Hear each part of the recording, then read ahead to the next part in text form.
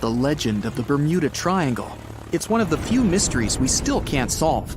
Let's rewind back about 600 years. The story begins with an Italian man. He wanted to sail across the ocean to reach Asia, a continent rich with spices, silk, minerals, that kind of stuff. Getting there by land would take ridiculously long, so he figured, hey, why not to build some sturdy ships, gather a couple of sailors, and set off to Asia? What could go wrong?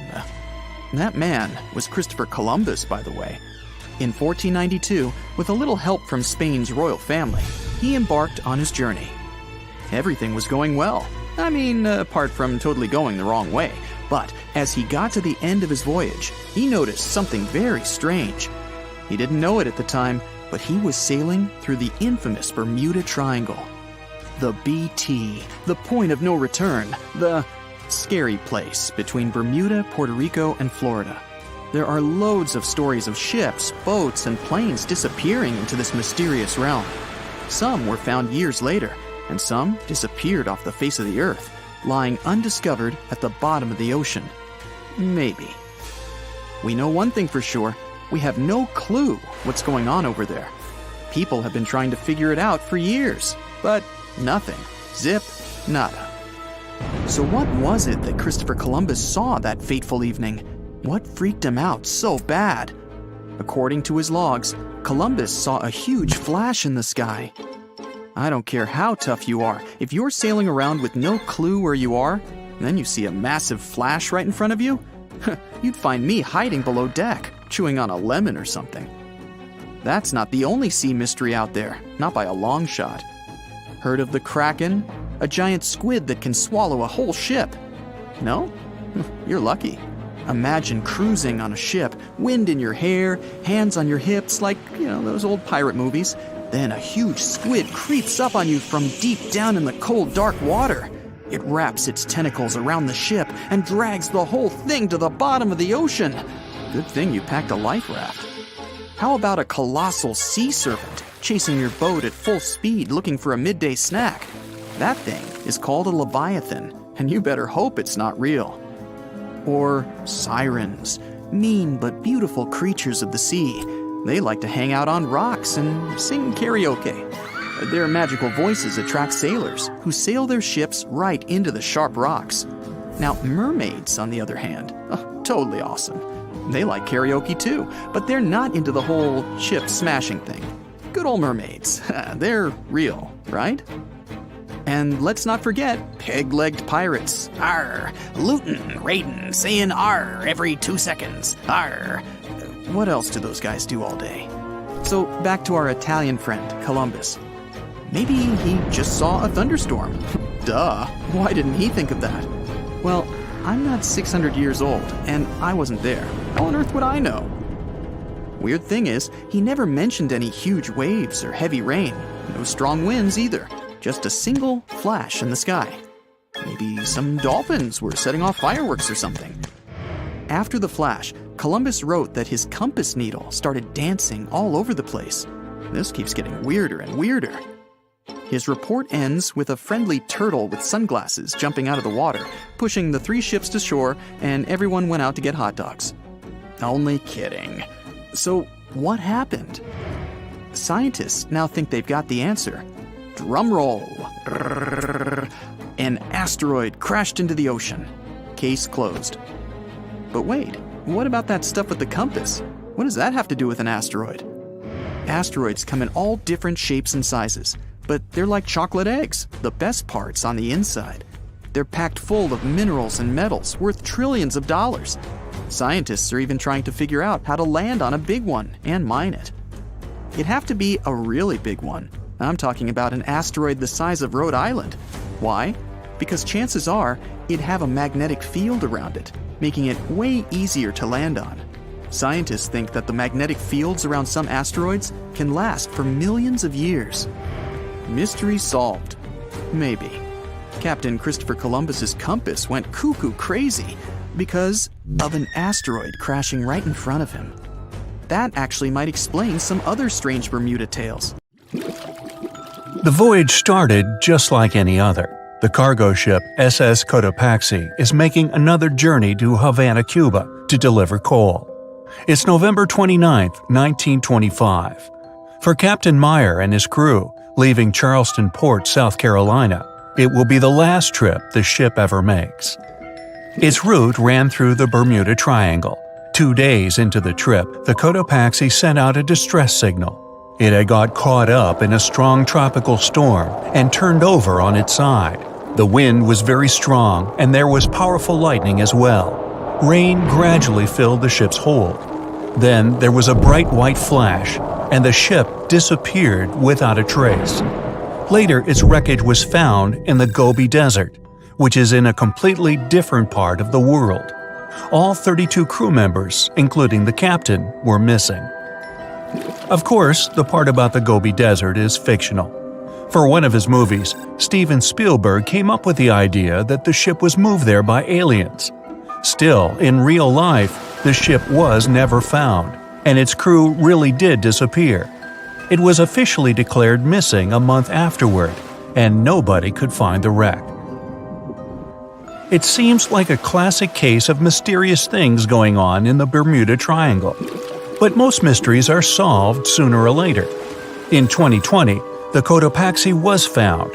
A man named Michael Barnett had moved to Florida to study shipwrecks off the coast. One wreck in particular really caught his attention.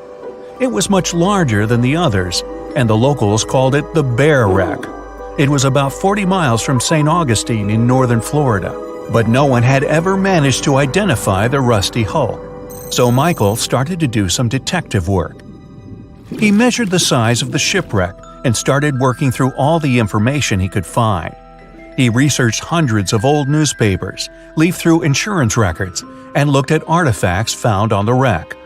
After hundreds of hours of hard work, Michael was sure it was the Cotopaxi. But a few years before, there had been a rumor that the same ship had been found off the coast of Cuba. The Coast Guard found the wreck of a cargo ship about the same size that looked a lot like the one lost in 1925.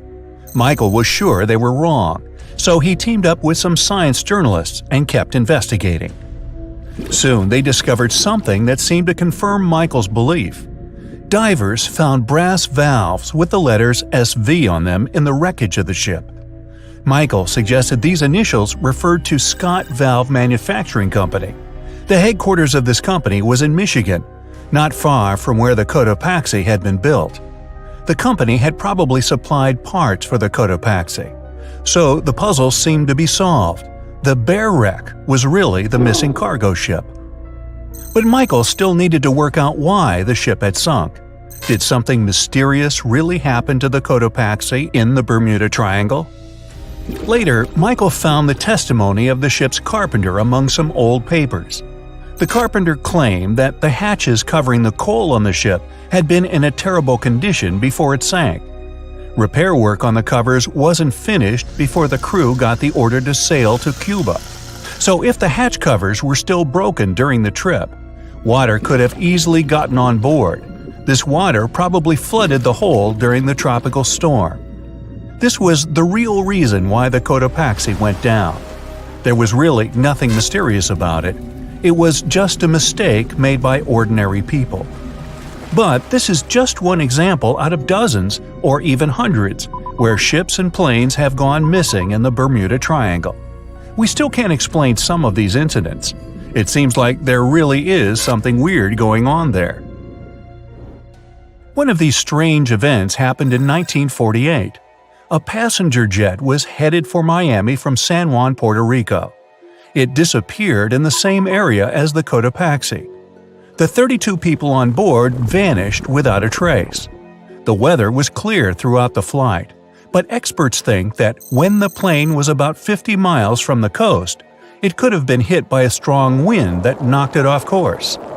Years later, a similar plane was found in the area of the Bermuda Triangle, but because no one could work out the registration, it was impossible to say for sure if it was the same one. Something even stranger occurred not long before, in 1945. 5 planes went missing all at the same time. Some trainee pilots were practicing their navigation skills. But when they'd finished, it seems they couldn't find their way back home and disappeared. Many people assume they just ran out of fuel. This seems likely, but still, the circumstances were really strange. The trainees were being supervised by an experienced pilot who had 2,500 hours of flight time. He would never have let a group of newbie pilots get that far away from their base. Even now, people still debate what could have happened.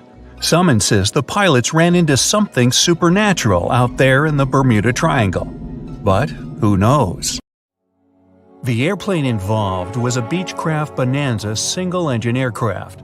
On board, pilot Bruce Gurnon had 2 passengers, his father and business partner. They took off from Andros Island in the Bahamas and headed northwest for the Florida coast. It was December 4, 1970. If you draw up a map, trace a line connecting the island of Bermuda, Puerto Rico, Miami, and back to Bermuda, what do you get? Yes, it's a triangle, a sinister polygon known for mysteriously swallowing over 2,000 ships and 200 aircraft over the centuries. Bruce Gurnon's plane was within its hungry grasp. But this was a typical flight Bruce had made dozens of times before. The trip usually took about an hour and a half, with no hiccups or mysterious phenomena whatsoever. The men were no more concerned than you would be during your daily commute to work. Oh, but this time would be different. They would face very unusual circumstances indeed. Bruce took off and started gaining altitude. Strange things started happening right from the get-go. At an altitude of about 1,000 feet, he noticed a small cloud up ahead. But it kept growing. Not from the plane getting closer, this thing was actually getting bigger in size. Bruce had to fly through it, and he came out the other end just fine. Another mysterious cloud appeared at 11,500 feet. This one was massive, and Bruce had no other choice but to fly through it too. So he concentrated, took a deep breath, and in they went. At that moment, it got dark as night all around the aircraft. Not a single sliver of sunshine got through. But this wasn't a storm cloud, and it wasn't raining. Bruce was starting to get worried, and then, bam! He saw flashes of white light. They would appear and vanish quickly like lightning. But this pilot knew this certainly was no lightning. The flashes were so bright, they lit up the whole space around them. Bruce kept flying for another 30 minutes when he realized this was the same cloud he had gone through earlier when he started to climb. But now the cloud was cylindrical, and the plane was flying through its center. It was about 1 mile wide and seemed endless. Bruce thought he could never get out of that trap. But a minute later, he saw light at the end of the tunnel. He kept that yoke straight ahead. He was almost out of this nightmare. But all of a sudden, unexplainable things started happening again. The walls of the cloud tunnel began to narrow. They were closing in on the plane. The navigational instruments started wigging out. The compass was spinning by itself counterclockwise. The electronic instruments were all malfunctioning. It was like the plane was being operated by something else, or it was moving inside some kind of current. All of Bruce's attempts to take control were to no avail. He kept flying through that tunnel, bound and determined to get out of this thing and live to tell the tale. The walls kept narrowing, smaller and smaller, wrapping like a vortex. Bruce was running out of time. He had to get out of this place fast. The next 20 seconds were the most intense of his life. But then, he burst out of this foggy trap. As Bruce described later, he felt weightless for 5 seconds as his plane left the tunnel. The clouds dispersed, and now the aircraft was in a grayish haze. The men let out a big sigh of relief. He immediately grabbed the radio and contacted ground control. Bruce wanted them to determine his location. But when the dispatcher looked at the green screen, his face became contorted with confusion. Bruce's plane wasn't on the radar. It was as if the thing was invisible. But then the dispatcher said the aircraft was already in Miami airspace. Bruce was utterly shocked by this information. It just couldn't be true. The distance the Beechcraft was supposed to cover was about 250 miles. Remember, the whole trip usually took around 90 minutes. But this time, it took just 47 minutes to get to the destination. This model of aircraft can only cruise at about 180 miles per hour. Do the math, and anyone would understand that this was physically impossible. The dispatcher must have made a mistake. But when the clouds parted, Bruce saw that he really was over Miami. The plane landed safely, and it was time to try and solve this mystery. So what happened on that flight? Bruce checked the remaining fuel and his watch. After a short calculation, he was only more confused. The plane hadn't gone through the amount of fuel it should have. Bruce couldn't have been wrong. He was a very experienced pilot. By his early 20s, he already had 600 hours of flight under his belt, and he was all too familiar with this airspace he'd flown countless times. All the evidence in hand seemed to indicate that Bruce's plane just skipped over almost half the entire distance. The man thought about this bizarre occurrence for a long time. He even consulted with professors and experts, but none of them could give an exact answer to what happened that day. So he came up with his own theory and even wrote a book about it. Bruce thought it all came down to this electric fog with white flashes. Others, however, theorized that dark energy was responsible for this time leap. Yes, that same dark energy responsible for the expansion of the universe. This energy could have curved time-space like a black hole, forming this strange tunnel. Bruce accidentally hit it, but he was lucky to get out of there. That's how he got into Miami airspace so fast. But dark energy is just a theory attempting to explain the unexplainable. To this day, there is no real answer for how Bruce was able to travel that distance in such a short time. But some details still can be explained. Archive records show that 84 sunspots were recorded that day, as well as a huge solar wind moving almost 440 miles per second. This would cause disturbances in the Earth's magnetosphere that could throw off the plane's instruments and radars. So Bruce's version that he was in an electronic fog could be right. And about these weird clouds. The thing is, they're pretty commonplace things in this area. Zones with low and high pressure are constantly colliding there. The result, storm clouds. That's it for today. So hey, if you pacified your curiosity, then give the video a like and share it with your friends. Or if you want more, just click on these videos and stay on the bright side.